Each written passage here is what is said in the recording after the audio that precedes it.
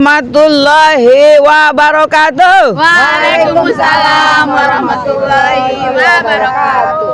KNPRI, Koalisi Nasional Perempuan Indonesia. Masya Allah, hari ini di tengah haus, lapar, kita di bulan Ramadan mendekati buka puasa, kami masih ada di sini. Semoga Allah merahmati apa yang kita lakukan hari ini. Karena yang kami lakukan itu insya Allah adalah untuk kemaslahatan umat. Betul nggak Bu Saidah? Bu Saidah mana Bu Saidah? Bukan buat Bu Saidah, betul nggak? Betul. Bukan buat Bu Puji, betul? Betul. Bukan buat Bu Eti, betul? Betul. Kami ini udah lewat umur. Hidup, harta buat kami udah cukup. Ya. Kalau ada yang mau ngasih boleh nggak nih? Boleh. Rumah di Singapura boleh? Boleh. Boleh. Baik. Tapi halal. Hari ini kami berkumpul lagi di sini di depan gedung merah putih KPK yang megah, yang katanya sebagai gedung Komisi Pemberantasan Korupsi atau KPK. Kita hadir dalam rombongan yang ke-11. Berarti sudah mau hampir 3 bulan kita berdiri di sini, selalu menyuarakan ketidakadilan atau kasus-kasus korupsi yang masih banyak pending di atas sana, betul? Sebelum mulai kita berdoa dulu. Semoga apa yang kita lakukan hari ini diberkati Allah Subhanahu wa taala. Berdoa dipersilakan.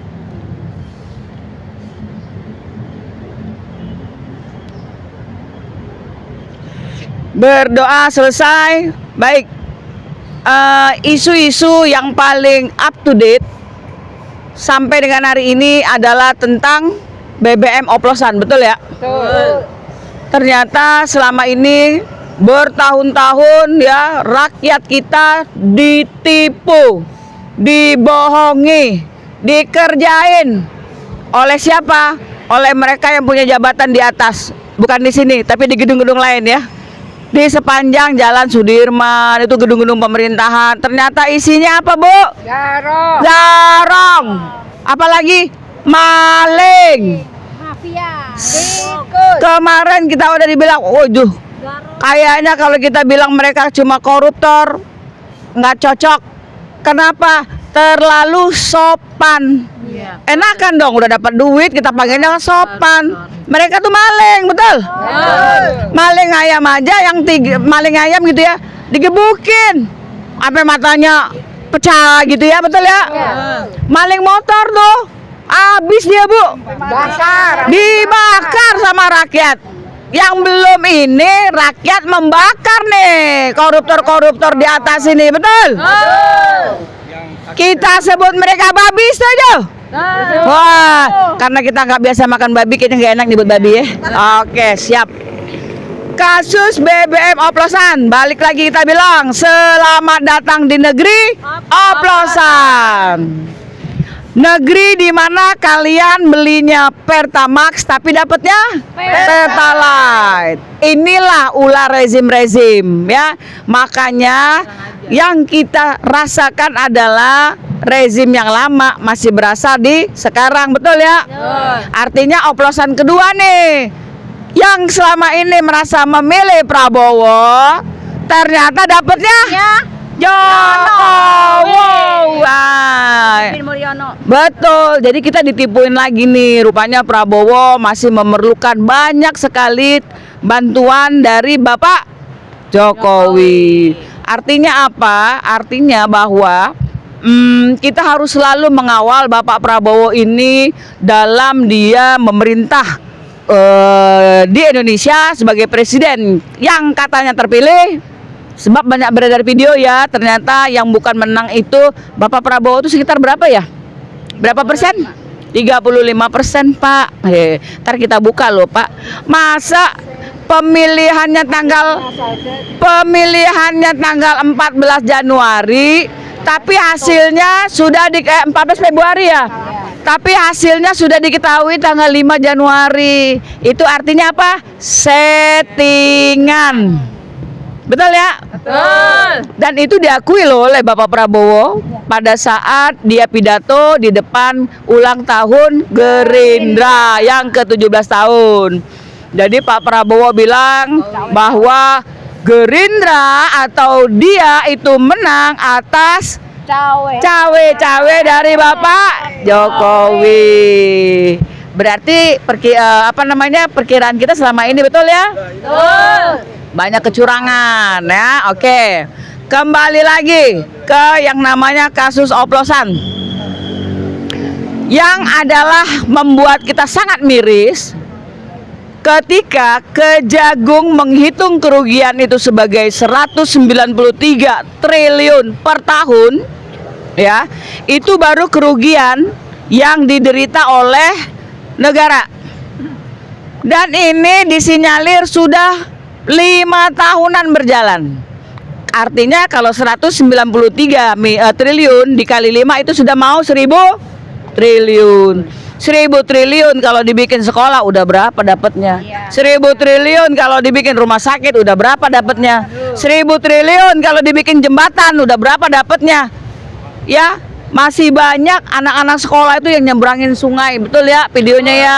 Jembatan-jembatan yang rusak, parahnya zaman Jokowi, jembatan dibangun 3 bulan udah ambruk. Jebol. Betul ya? Betul. Kemarin ada apa tuh patung kura-kura. Oh, ternyata bahannya kardus. Berapa miliar itu ya Bu? Ingat gak? Banyak dikorup. Itu miliaran. Emang Edun ya. Jadi para kontraktor zaman Jokowi itu parah. Yang lebih parah lagi adalah Menteri BUMN. 10 tahun dia pegang yang namanya BUMN, satu persatu rontok, berhutang, hancur. Asabri hancur, duitnya amblas. Jiwasraya duitnya amblas. Pokoknya semua yang hasil kumpulan duit dari masyarakat habis digarongin loh. Ya, jadi kayaknya tuh mereka tuh selalu mencari apalagi nih yang bisa kita makan hari ini, betul nggak? Nah, itulah kelompok zolim, ya. Kemudian kelompok zolim ini mereka pada level-level mereka itu berkolusi, sehingga itulah yang kejadian selama ini, mau bongkar yang satu ditutup oleh yang satu, mau bongkar yang lain ditutup sama yang lain. Nah, contoh kasus BBM oplosan ya, begitu ditangkap 7 orang, salah satunya adalah direktur Pertaniaga sampai ke bawahnya, sampai anaknya ya, the godfather of gasoline itu salah satunya yang ikut ditangkap. Kemudian rumahnya juga digeledah. Itu sudah ditemukan dokumen. Dokumennya apa? Bahwa Menteri Erick Thohir juga terlibat. Bahkan kakaknya Menteri Erick Thohir yaitu Boy Thohir juga dapat jatah. Terdengar isu mereka dapat 50 miliar sebulan. Oh, keren ya. Dan ini ada peran dari Wamen Arya Sinulinga. Weh, Arya lu pantesan lu dari dulu ya jadi tim ses Jokowi ya. Dapat duit banyak lo ya. Kemudian juga Pak Kapolda juga disinyalir menerima setoran sebesar berapa? 25 miliar sebulan yang diantar oleh si Fat. Fat itu kader dari Golkar.